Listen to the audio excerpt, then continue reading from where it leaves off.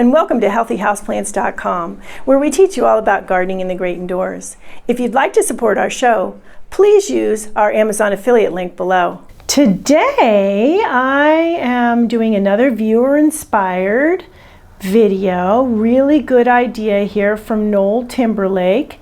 Thank you for asking this question, Noel. And he asks, if possible, can you make a video on using a humidifier around plants?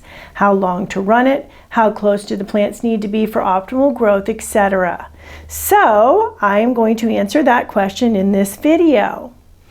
Some of the most popular houseplants, and actually a lot of houseplants, are from the tropical climates, and they thrive in areas with high humidity. Many are from the jungle floors. There's 100% humidity in the jungle floors. Most of our homes are not that high in humidity. Of course, it would depend on where you live. However, most homes generally range between 40 and 55-60% humidity. So definitely not 100% humidity. There are plants that really do require optimum higher humidity.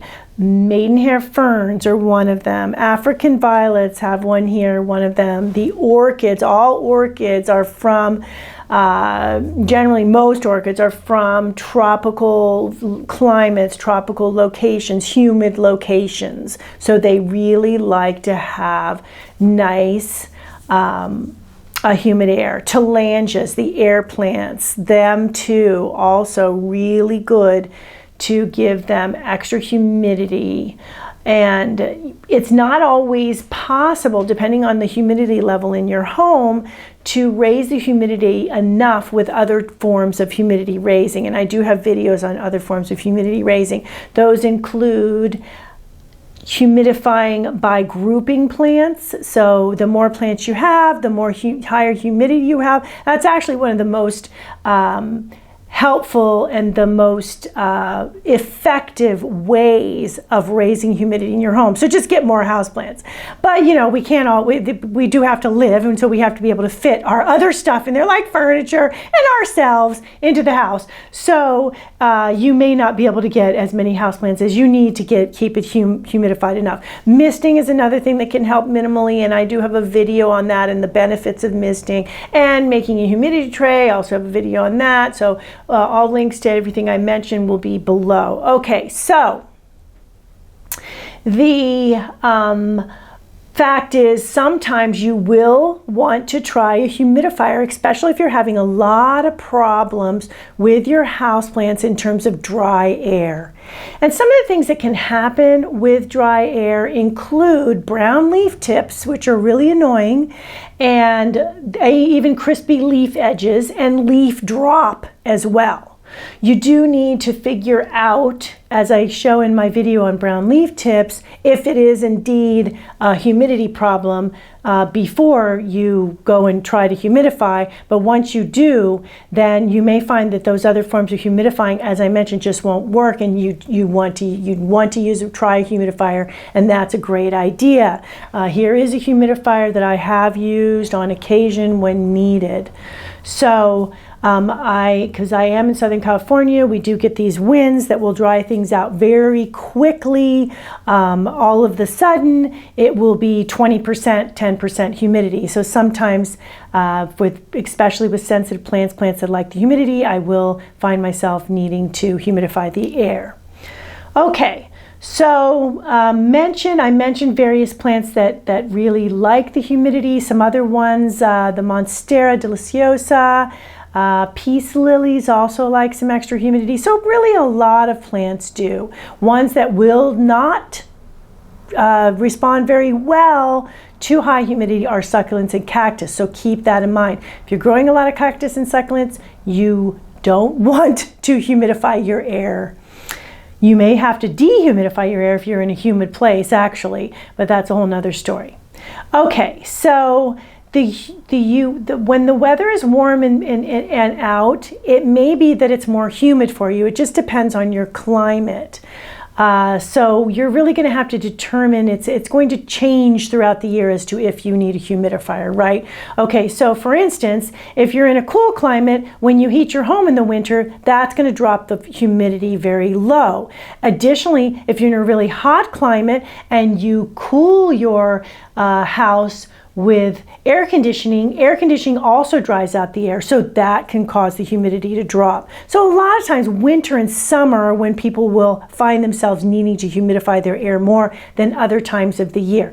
A spring, fall, you may have your windows open. If it's a little humid outside, a little wet outside, that will humidify the air. So you're just going to have to see. Your climate also greatly affects your need for humidity for your plants, and I have a video on that as well, so keep that in mind too. Now, a great way and a great thing to do before you even start down the humidifier route is to check the humidifier in your home with a hygrometer. So this handy little device here will show you the humidity level. And you can see here, I'm a little low. It is winter here. Right now, it's 36%. So it's definitely not ideal. It is low, and my plants are wanting a little humidity here. The top of these is a hygrometer, and I do have a video on how to use them as well. It will show you the temperature. And so the temperature and the humidity, and you see the humidity just went up a little bit. That's because I'm over this plant here. The closer you are to plants, the more humid your air will be. As I mentioned, plants humidify each other and they humidify us as well. Okay, so you determine with your hygrometer, gee, it's pretty dry in here. I think I'm going to try a humidifier. So we're going to talk about what to do now if you decide that you want to use a humidifier. Another thing to keep in mind too is some humidifiers come with a built-in humidistat, which will also let you know the humidity when you're using the humidifier. Okay, so first things first, in terms of you've decided to use a humidifier, what do you do? Number one, you want to choose a type of humidifier. There are cool mist and warm mist humidifiers.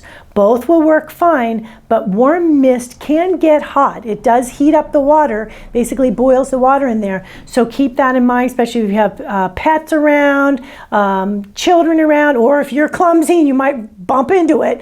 That is an issue. You don't want to burn yourself. In that case, I would go cool mist. It's just going to if you do happen to run into it, you will spill cold water on yourself or cool water on yourself. So how long to run this once you've chosen the humidifier? You want to run it for about 4 to 5 hours a day. So for the best results, run your humidifier for a few hours every day between technically more or less sunrise and midday. So you could turn it, and if you don't get up till later, then that's fine. But another good rule of thumb is to turn it on at breakfast and off after lunch. It's best not to run them at night because for a couple reasons. You're going to disrupt the plant's transpiration because plants will be transpiring at night actually at a different rate. Additionally, you don't want the leaves to be moist overnight because the cooler temperatures at night can lead to fungal diseases on your leaves, like leaf spotting, for instance. So you do want them to dry pretty much, the foliage to dry pretty much before nighttime hits. Where to place the humidifier? The humidifier should be in the same room as your humidity-loving plants, of course, but you don't want it too close to them because you don't want too much condensation on the leaves, as I just mentioned, for the fungal pathogen reasons. So put it in the center of the room if you can. That often works. Make sure to protect the furnishings and floors and everything around the humidifier because it does let out a mist and it will build up moisture. It's best to put it up on top of a little table, not on the floor, and do be very careful around porous materials, obviously fabrics, but also wood floors, because they will absorb the moisture and mold and mildew can actually result. That is one thing to keep in mind with using a humidifier in your home, is that you do have that as a potential. So you're going to have to watch out for that, and obviously if you have a problem with that, especially if you have allergies or asthma or something something like that, you're going to have to be more careful about that, more cognizant of that possibility.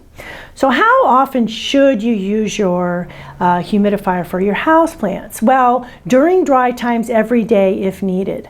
Check with your hygrometer before you turn it on. If your hygrometer shows 40% or lower, then go ahead and turn on the humidifier, and for the 4 to 5 hours as mentioned, let things get humid and then turn it off later. Yes, your humidity will be changing when you turn it off, but consider this. If you can just give your plants 4 to 5 hours of humidity a day, that's going to give them a huge leg up in the humidity department. The type of water to use in the humidifier, filtered or distilled water. So RO or distilled water. Tap water will cause mineral and salt scale buildup in the machine much more quickly than other types of water.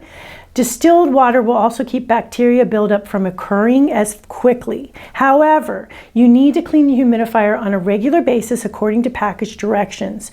You will be using for this process vinegar and diluted bleach or peroxide, but follow directions according to the manufacturer because each machine is different. Some humidifiers also have a filter that you will need to change regularly.